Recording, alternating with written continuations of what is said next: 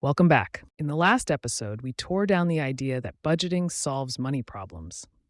We saw how Tom, the high earning engineer, failed because he tried to build a constraint system, a budget, before he built a safety system, a sanctuary. We saw how Sarah used the just look protocol to cure her avoidance. We established phase one, calm presence, the ability to look at your financial reality without the panic that shuts down your brain. But looking isn't enough. You can look at your bank account calmly on Monday and still binge spend $400 on Tuesday. Why? Because most spending doesn't happen when you are looking at your bank account. It happens when you're tired, bored, or seeking a dopamine hit. Today, I'm giving you the rest of the framework. I'm going to show you how to install a security camera in your mind to catch impulses in real time, phase two. And I'm going to show you how to trace those impulses back to their root cause so you can stop fighting them and start resolving them. Phase three. Phase one cures avoidance. Phase two cures automaticity. Meet David. David didn't have Sarah's anxiety. He had the opposite problem. He felt great when he spent money. He was a dopamine spender. He bought gadgets he didn't need and rounds of drinks he couldn't afford. His problem wasn't that he couldn't budget, it was that there was zero gap between want and buy. Stimulus, see cool thing, click buy. He was leaking cash through 1,000 tiny holes he couldn't see. To fix this, David didn't need a spreadsheet. He needed the observer. In the Sanctuary Protocol, phase two is not about stopping spending. It is about stopping unconscious spending. The rule is simple. You can buy anything you want, provided you engage the 10-second pause. David installed a mental pause button.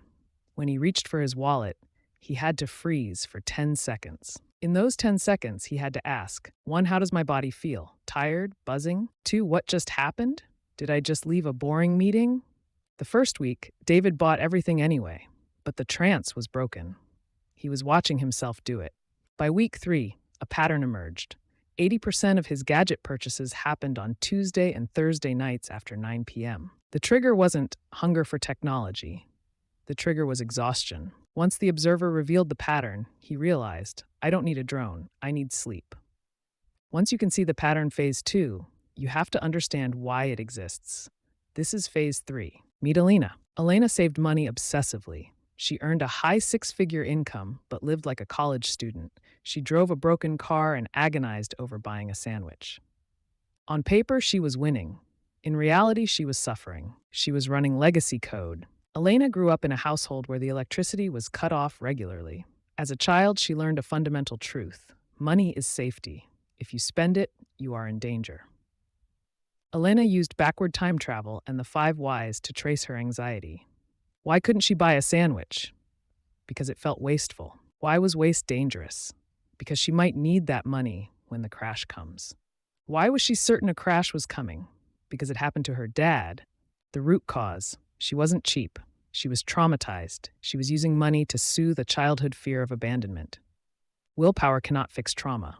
Structural engineering can. Elena built a structural safety system.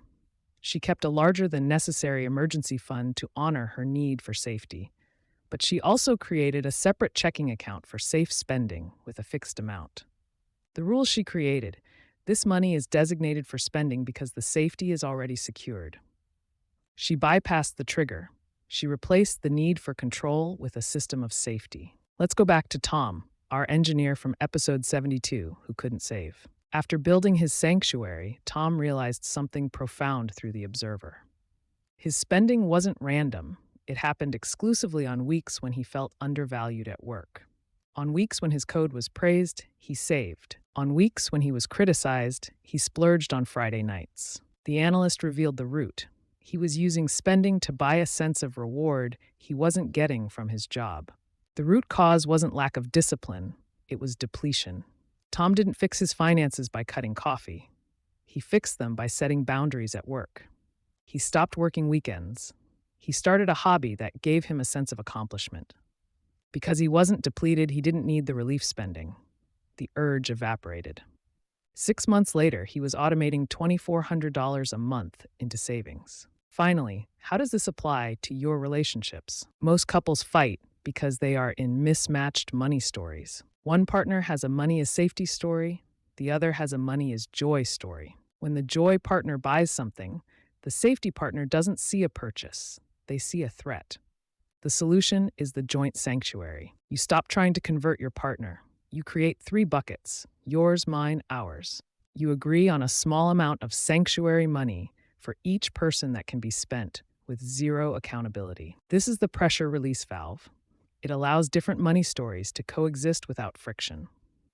We have covered the 3 phases. Phase 1, build calm presence, stop avoiding. Phase 2, notice in real time, stop the autopilot. Phase 3, understand the root, resolve the need. But knowing the phases isn't the same as doing the work. We cannot teach you the deep practice of those protocols in a podcast.